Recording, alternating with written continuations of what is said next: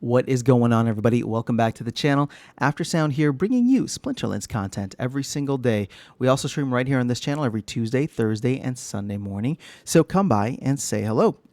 Okay, I want to talk about the player base of Splinterlands and the growth that I do believe we have seen over this past summer. So the main thing I'm looking at here is on Peak Monsters. So shout out to Jarvie and the Peak Monsters team. And I want to take a look. Let's go back and take a look at actually 6 months out. Now, you can see here, we were just dominated by bots since the beginning of the year, and we were over 400,000 daily active players, right, or daily active users for a majority of this time. And then Ranked Rewards comes out in the beginning of, or I should say the end of May, beginning of June, and we saw the active player base plummet to, the average was like in the 130s range. Right. So you can see here 133, 135. And, there were some days where we popped up. But if you go back, I remember at that time we were in, we were averaging, in the weekly thing, like maybe 130, almost 140.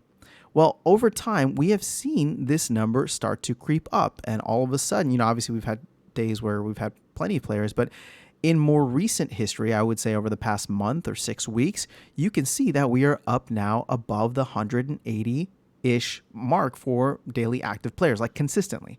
So if we take a look here at the last month, we can see that the daily active players is 183,000.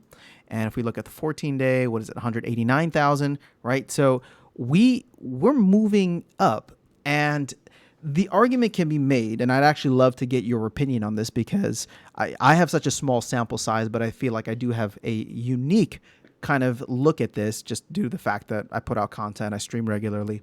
And when I see a lot of new names, granted they're usernames, right? YouTube usernames that pop into the chat, right? That pop into the chat or that leave comments, people that I don't normally see. There's new ones every single time we stream. And I stream, like I said, 3 times a week, Tuesday, Thursday, and Sunday. And so it's to me, again, like I said, small sample size, but it does represent the fact that I do believe newer players are coming in.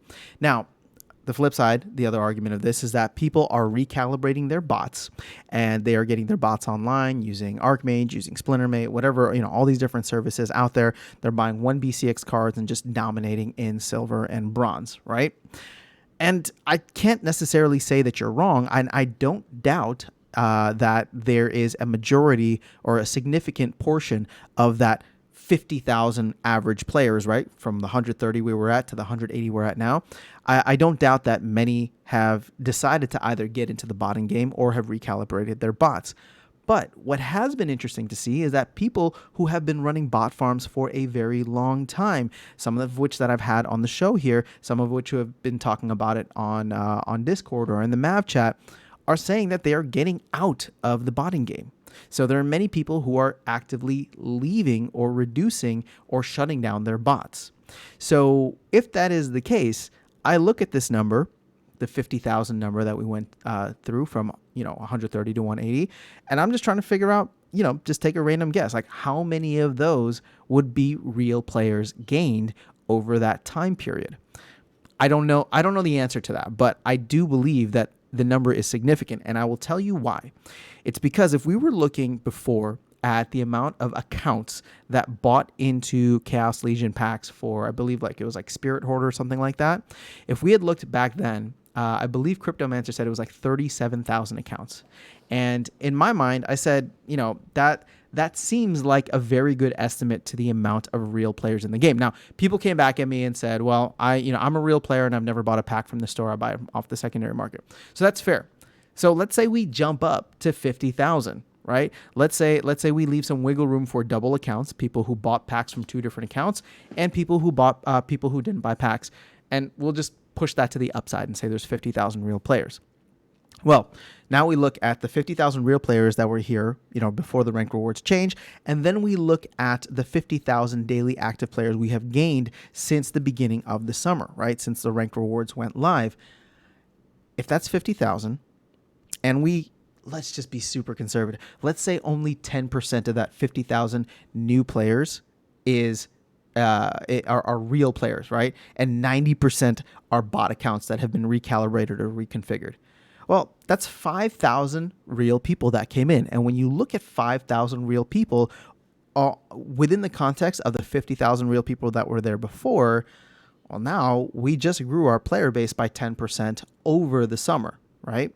So again, is 10% crazy? No, not necessarily, but I do think that it is significant. And I do think that with the way that I presented the data to you, I'm being incredibly conservative with that amount. Now, there have been over the past couple of weeks some major announcements with GLS, with all the different partnerships that they have coming up, and it seems as though there might be more in the near future. So I am very curious to see what this looks like by the end of the year, because let's say we do start moving up and continue ticking up with the amount of real active players. Again, this is where things get exciting, because if we do sell out of Chaos Legion packs by the end of November, or you know, my prediction was kind of by the end of the year we'd get to that FOMO stage.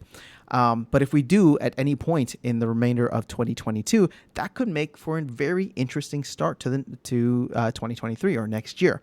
Mainly because if all of a sudden we've got these new players coming in, there's new games coming out, there's new ways to interact with tower defense, with GLS, all these different things, and we get a wash of new interest, or a wave of new interest, I should say, at a time when packs run out, that could make for a very interesting time within Splinterlands. A little, I will say, mini boom, if I can say so. Now, I don't want to get too bullish here, because I don't think this is going to look anything like the second half of 2021, like not even close. The Bitcoin, I don't even know what's going to be happening with Bitcoin at that time. Obviously, I don't know what's going to be happening with the rest of the global markets, but within Splinterlands, we have seen it have the ability to buck the trend, to decouple in certain instances. And so I am excited to see what that could potentially look like if the smaller storms, right, create a small perfect storm for all these things to happen when Chaos Legion sells out, and in between that point and when Rebellion comes out.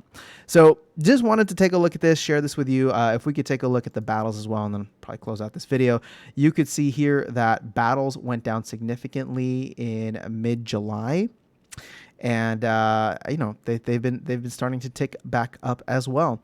So, and if we look at, this is not the best way, but if we look at, you know, there's people buying spell books every day.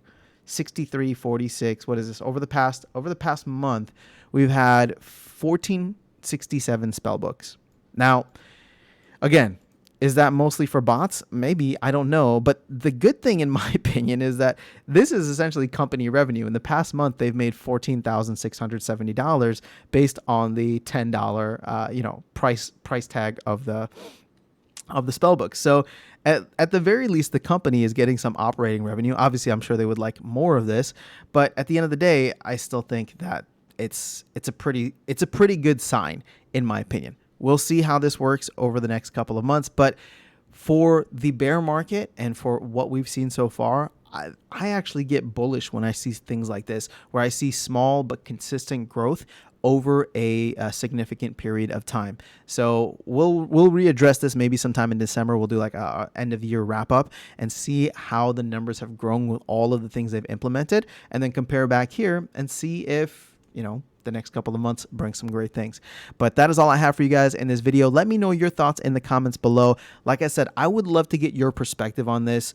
Are you seeing, and I know there's probably still a bunch of bots out there, but are you running into new people? Are you a new person here watching this video? And when I say new, have you joined in the last 3 months? Have you come into the Splinterlands ecosystem and bought cards, or started playing, or started renting cards, or just gotten involved in one way or another in the last 3 months? I would love to know. Let me know in the comments below, and we can start to put some real names to to these stats. All right.